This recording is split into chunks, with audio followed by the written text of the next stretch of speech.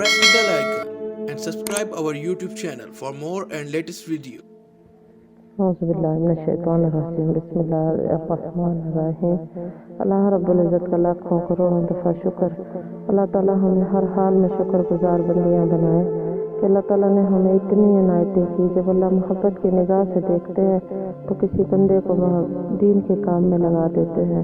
अल्लाह जब किसी से भलाई का इरादा करते हैं तो अल्लाह ताला उसे दीन का इल्म अता करते हैं।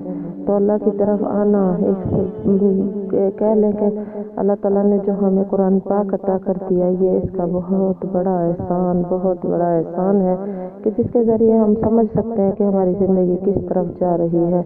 कहते हैं कि जब कुरान पाक को इंसान पढ़ता है तो उसको उसी वक्त से अजर मिलना शुरू हो जाता है जब वो सोचता है। वज़ू करता है तो उसके सारे गुनाह भूल जाते हैं। जब वो उठता है तो उसके पाँव चलते हैं और पाँव से चल के वो कुरान पाक को उठाने के लिए जाता है तो पाँव भी उसके शामिल, उठाता है तो हाथ भी उसके शामिल, सोचता है तो दिमाग भी शामिल। जब वो पढ़ने लगता है तो उसकी नज़र उसमें शामिल होती है और जब वो ज़बान से अदा करता है तो ज़बान उसकी शामिल हो जाती है। अल्लाह रब्बुल इज़्ज़त एक एक आज़ा को दीन के काम में लगा देते हैं, यानी कि कुरान पाक पढ़ने में लगा देते हैं। कितनी बड़ी नेमत है हमारे घरों में, हम इसको नहीं सोचते। जिस तरह कोई बाजार से मशीन खरीद के लाए, कोई चीज़ खरीद के लाए तो उसके साथ एक कार्ड होता है। जब हमें उसे ऑपरेट करना नहीं आता तो उस कार्ड के ज़रिए हम ऑपरेट करते हैं, देखते हैं कहाँ से कौन सा स्विच दबाना है और क्या काम करेगी ये। इसी तरह अल्लाह ताला ने जब इंसान को बनाया तो उसके साथ ये कार्ड बना दिया। इसको देखें, इसको समझें, इसे देख कर समझें कि हम किस तरफ जा रहे हैं। हमारा ये सब अमल, दुनिया में रहना, किस तरह रहना, जीना, हराम हलाल की पहचान, इसी तरह और बहुत सी बातें जिनसे अल्लाह ताला नाराज़ होते हैं, उनको हम कर रहे होते हैं अपनी खुशी के लिए। अपनी खुशी को पसे पुश डाल कर अल्लाह की रजामंदी को सामने रखते हुए अपनी ज़िंदगी को गुजारना और इस हिसाब से कि जैसे कुरान कहता है इस हिसाब से गुजारना अल्लाह के पसंदीदा बंदों में शामिल हो जाते हैं। और अगर कभी कुरान की तरफ दिल नहीं आया, नमाज नहीं पढ़ी तो यकीन करें कि हम खसारे में हैं। हमने सबसे धोखे का काम किया। इंसान दुनिया में लग जाता है और दुनिया ही के कामों में गाफिल होकर ज़िंदगी जब गुजारता है, आखिर जाना तो अल्लाह ही के पास है। इसलिए हम दिल में ये सोचें कि आज ही से हम अल्लाह का जिक्र कर लें। जिक्र वो चीज़ है, जिक्र वो है जैसे मिट्टी को पानी नरम कर देता है, इस तरह जिक्र दिलों को नरम करता है। जब दिल नरम होता है तो उसमें अल्लाह की मोहब्बत के बीज खुद ब खुद बोए जाते हैं।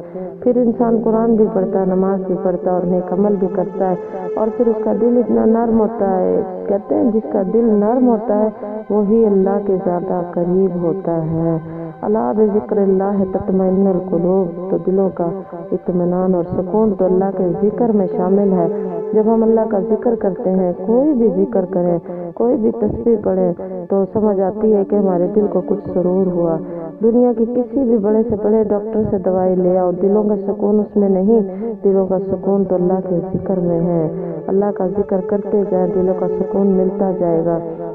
हमें क्या मिलना है, क्या खोना है, ये तो अल्लाह को पता। तकदीर का लिखा हुआ कभी भी दूर नहीं जाता, ज़रूर मिलकर रहता है।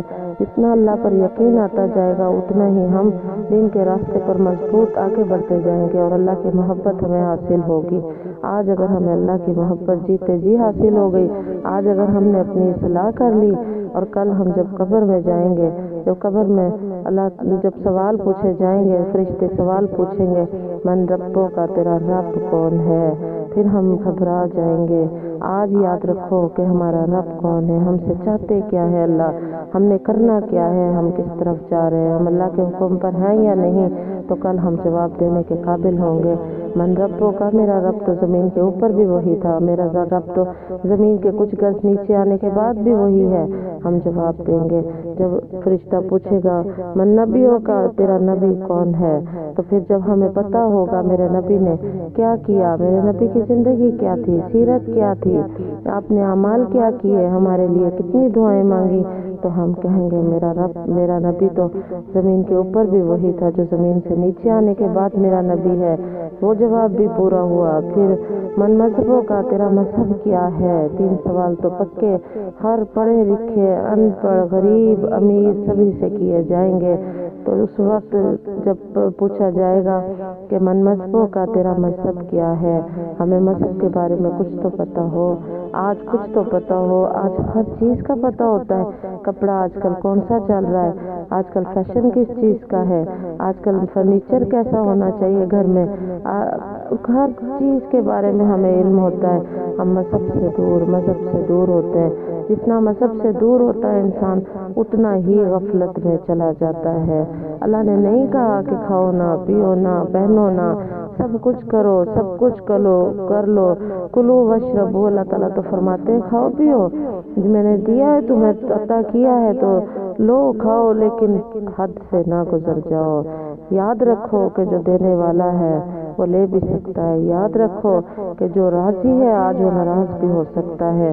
اللہ رب العزت ہم سب پر اپنا رحم فرمائے، اللہ تعالیٰ ہم سب کو توفیق دے کہ ہم اس بات کو سمجھ سکیں اور اپنی زندگیوں کو اچھا بنا سکیں، تاکہ کل ہم اپنی زندگیوں کو اچھا بنا کے، مرنا تو ہے ایک دن، جب ہم جائیں تو ہمیں